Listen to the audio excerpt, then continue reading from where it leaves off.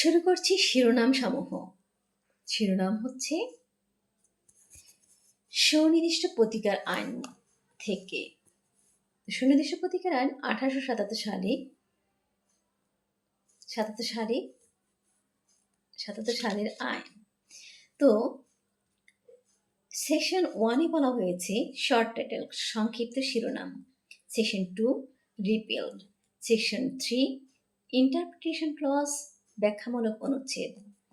Section 4 savings, সংরক্ষণ। Section 5 specific relief how given, কিভাবে সুনির্দিষ্ট প্রতিকার প্রদান করা হয়। সেকশন 6 প্রিভেন্টিভ রিলিফ, নিরোধক প্রতিকার। সেকশন 7-এ বলা হয়েছে relief not granted to enforce penal law, দণ্ডমূলক আইন কার্যকরী করার জন্য প্রতিকার মঞ্জুর করা যায় না। এবার পার্ট 1 চলে গেল, প্রিলিমিনারি, প্রথম খণ্ড, প্রাথমিক বিষয়। এবার আমি শুরু করব পার্ট 2 অফ স্পেসিফিক রিলিফ, দ্বিতীয় খণ্ড, সুনির্দিষ্ট প্রতিকার প্রসঙ্গে। চ্যাপ্টার 1-এ বলা হয়েছে of recovering position of property. প্রথম অধ্যায় সম্পত্তির দখল পুনরুদ্ধার প্রসঙ্গে। পজিশন অফ ইমুভেবল প্রপার্টি, স্থাবর সম্পত্তির দখল। Section 8 recovery of specific immovable property, সুনির্দিষ্ট স্থাবর সম্পত্তি পুনরুদ্ধার। Section 9 suit by person dispossessed of immovable property, স্থাবর সম্পত্তির দখলচ্যুত ব্যক্তি কর্তৃক মোকদ্দমা। Be possession of a movable property, possession of movable property, অস্থাবর সম্পত্তির দখল। সেকশন 10 অস্থাবর সম্পত্তি দখলে। সেকশন 10-এ বলা হয়েছে recovery of specific movable property, সুনির্দিষ্ট অস্থাবর সম্পত্তির পুনরুদ্ধার। Section 11 liability of person in possession not as owner to deliver to person entitled to immediate possession, অব্যবহৃত দখল লাভের অধিকারী ব্যক্তির কাছ থেকে দখল প্রদানের নিমিত্তে মালিক নয় এরূপ দখলকারী ব্যক্তির দায় দায়িত্ব। বন্ধুরা, এবার আমি আলোচনা শুরু করব চ্যাপ্টার 2 থেকে। Chapter 2 of the specific performance of contract, দ্বিতীয় অধ্যায় চুক্তি মোতাবেক সুনির্দিষ্ট কার্য সম্পাদন প্রসঙ্গে। এতে বলা হয়েছে contracts which may be specifically enforce, যে চুক্তি সুনির্দিষ্টভাবে কার্যকরী করা যেতে পারে। সেকশন 12-এ বলা হয়েছে, সেকশন 12 বলছে cases in which specific performance enforceable, যেসব ক্ষেত্রে সুনির্দিষ্ট কার্য সম্পাদন আদায়যোগ্য। সেকশন 13-এ বলা হয়েছে contract of which the subject has partially ceased to exist, যে চুক্তির বিষয়বস্তু আংশিকভাবে বিলুপ্ত হয়েছে। সেকশন 14-তে বলা হয়েছে specific performance of part of contract where part unperformed is small, চুক্তির অংশ বিশেষ সুনির্দিষ্টভাবে সম্পাদন যেখানে অসম্পাদিত অংশ হইতেছে ছোট। Section 15 specific performance of part of contract where part unperformed is large, চুক্তির অংশবিশেষ সুনির্দিষ্টভাবে সম্পাদন যে ক্ষেত্রে অংশবিশেষ সম্পাদিত অংশ বড়। সেকশন 16 বলছে specific performance of independent part of contract, কোন চুক্তির স্বতন্ত্র অংশের সুনির্দিষ্ট কার্য সম্পাদন। সেকশন 17 কি বলছে বন্ধুরা বলুন? Bar in other cases specific performance of part of contract অন্যান্য ক্ষেত্রে চুক্তির অংশবিশেষ সুনির্দিষ্টভাবে সম্পাদনে প্রতিবন্ধকতা। Section 18 Purchasers' rights against vendor with imperfect title. ত্রুটিপূর্ণ সত্তাসম্পন্ন বিক্রেতার বিরুদ্ধে ক্রেতার অধিকার। সেকশন 19 বলছে power to award compensation in certain cases, কতিপয় ক্ষেত্রে ক্ষতিপূরণ মঞ্জুরির ক্ষমতা।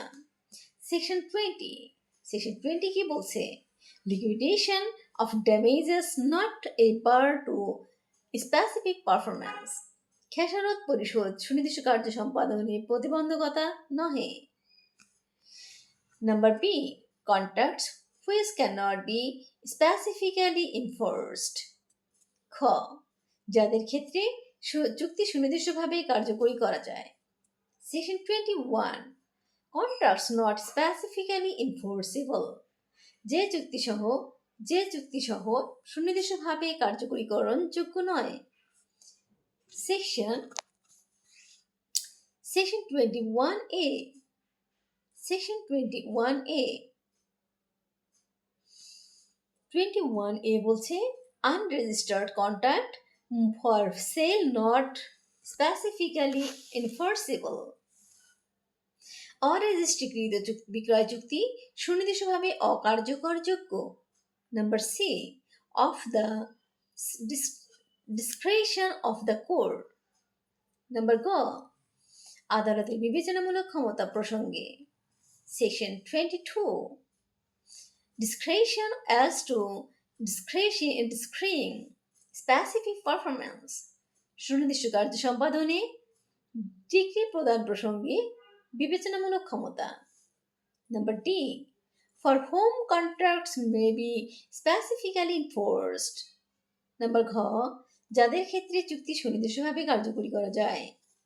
Number 20 section 23 who may obtain specific performance, সুনির্দিষ্ট কার্য সম্পাদন যে পাইতে পারে। নাম্বার ই তে বলা হয়েছে for whom contracts cannot be specifically enforced. Number উমো বলছে যাদের বেলায় চুক্তি সুনির্দিষ্টভাবে কার্যকরী করা যায় না। Number section 24 personal bars to the relief, প্রতিকারের পথে ব্যক্তিগত প্রতিবন্ধকতা। Section 25 contracts to sell property by one who has no title or who is a voluntary settler. সত্য নাই এমন ব্যক্তি কর্তৃক অনুমতিক্রমে বসতকারী কর্তৃক সম্পত্তি বিক্রয় চুক্তি। Number F, for whom contracts not be specifically enforced exist except with a variation. Number চ বলছে পরিবর্তন ব্যতীত যাদের বেলায় চুক্তি সুনির্দিষ্টভাবে কার্যকরী করা যায় না। Number 24 section 24 non-enforcement except with variation, পরিবর্তন ব্যতীত কার্যকরীকরণ না করা। নাম্বার জি বলছে against whom contracts may be specifically enforced. Number 6 যাদের বিরুদ্ধে চুক্তি সুনির্দিষ্টভাবে কার্যকরী করা যায়। Section 27 relief against parties and persons claiming under them by subsequent title, পক্ষগণ ও তাদের নিকট প্রাপ্ত পরবর্তী সত্তাধীনে দাবিদার ব্যক্তি এবং পক্ষগণের বিরুদ্ধে প্রতিকার। Section 27A specific performance is case of part performance of contract to lease, ইজারা সম্পর্কিত চুক্তির চুক্তির আংশিক সম্পাদনের ক্ষেত্রে সুনির্দিষ্ট কার্য সম্পাদন। Number ace, against whom say contracts cannot be specifically enforced. বর্গীয় চ, যাদের বিরুদ্ধে চুক্তি সুনির্দিষ্টভাবে কার্যকরী করা যায় না। Section 28, what parties cannot be compelled to perform, যে পক্ষগণকে কার্য সম্পাদনে বাধ্য করা যাবে না। Number I, the effect of dismissing a suit for specific performance. Number 6, সুনির্দিষ্ট কার্য সম্পাদনের মামলা খারিজ করার ফলাফল। Section 29, bar of suit for breach after dismissal, খারিজের পর চুক্তিভঙ্গের মামলা দায়েরে প্রতিবন্ধকতা। Number J, award and directions to execute settlements. Number U, পত্তনি সম্পাদনকরণের রায় ও নির্দেশাবলী। Section 30, application of proceeding section to award and settlementary directions to execute settlements, পত্তনি সম্পাদন করার জন্য রায় ও Willey প্রদত্ত নির্দেশাবলীর ক্ষেত্রে পূর্ববর্তী ধারাসমূহের প্রয়োগ। Chapter 3 of the rectification of instruments. তৃতীয় অধ্যায় বলা হয়েছে দলিল সংশোধন প্রসঙ্গে। Section 31, when instrument may be rectified, যখন দলিল সংশোধন করা যেতে পারে। Section 32, presumption as to intent of parties, পক্ষসমূহের অভিপ্রায় প্রসঙ্গে অনুমান। Section 33, principles of rectification, সংশোধনের মূলনীতিসমূহ।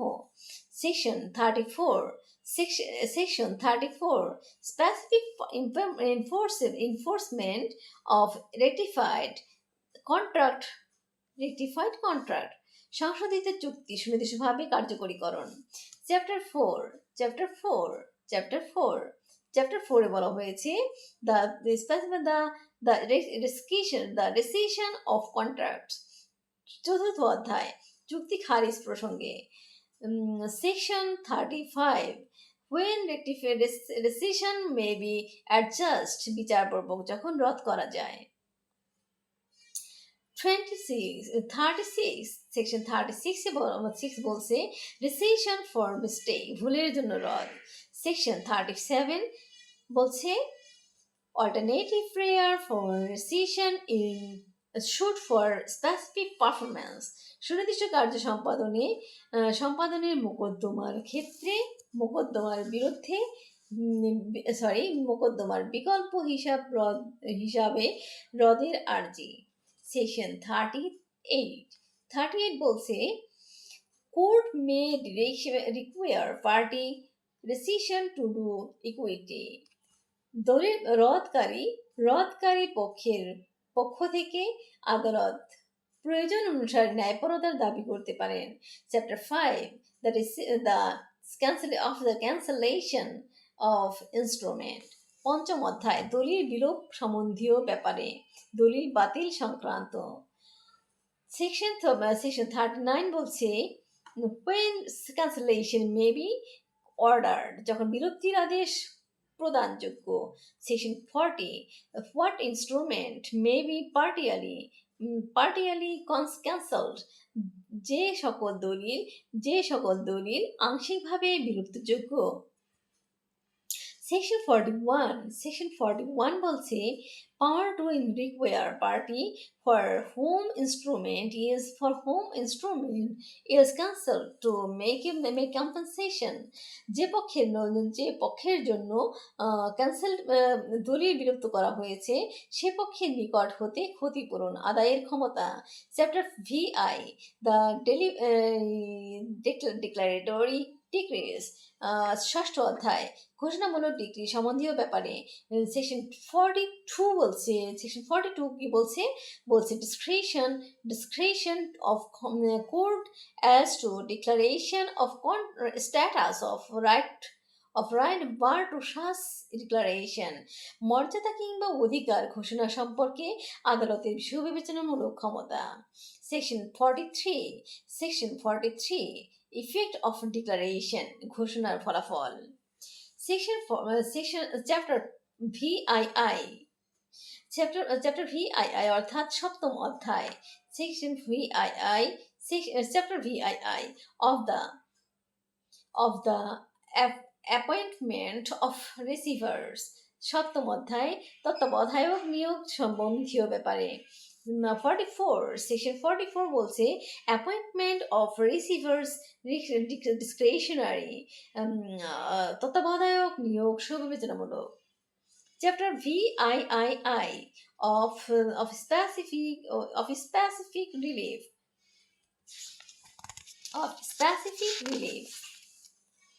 অষ্টম অধ্যায় বাতিল। 45 থেকে 51 পর্যন্ত অষ্টম অধ্যায় বাতিল। সেকশন পার্ট আই অর্থাৎ তৃতীয় খণ্ড দ্য প্রিভেন্টিভ রিলিফ, নিরোধক প্রতিকার সম্বন্ধীয় ব্যাপারে। Chapter IX of injunction generally, নবম অধ্যায় সাধারণ নিষেধাজ্ঞা সম্বন্ধীয় ব্যাপারে। Section 52 preventive relief how granted, নিরোধক প্রতিকার মঞ্জুরের প্রক্রিয়া। Section 53 temporary injunctions, perpetual injunctions, অস্থায়ী নিষেধাজ্ঞা, নিত্যস্থায়ী নিষেধাজ্ঞা। Chapter X of perpetual injunction, দশম অধ্যায় চিরস্থায়ী নিষেধাজ্ঞা সম্বন্ধীয় ব্যাপারে। Section 54 perpetual injunction when granted, চিরস্থায়ী নিষেধাজ্ঞার মঞ্জুরির সময়। সেকশন 55 ম্যান্ডেটরি ইনজাংশন, বাধ্যতামূলক নিষেধাজ্ঞা। সেকশন 56 বলছে ইনজাংশন when refused, নিষেধাজ্ঞা প্রত্যাখ্যানের সময়। 57, section 57 injunction to perform negative agreement, নেতিবাচক চুক্তি পালনের নিষেধাজ্ঞা। ধন্যবাদ সবাইকে আমার এই শিরোনামগুলো ধৈর্যের সহকারে শুনবার জন্য। আল্লাহ হাফেজ। দেখা হবে আবার কোনো এক ভিডিওতে। সেই পর্যন্ত অপেক্ষায় থাকুন, ভালো থাকুন, সুস্থ থাকুন, নিরাপদে থাকুন বন্ধুরা।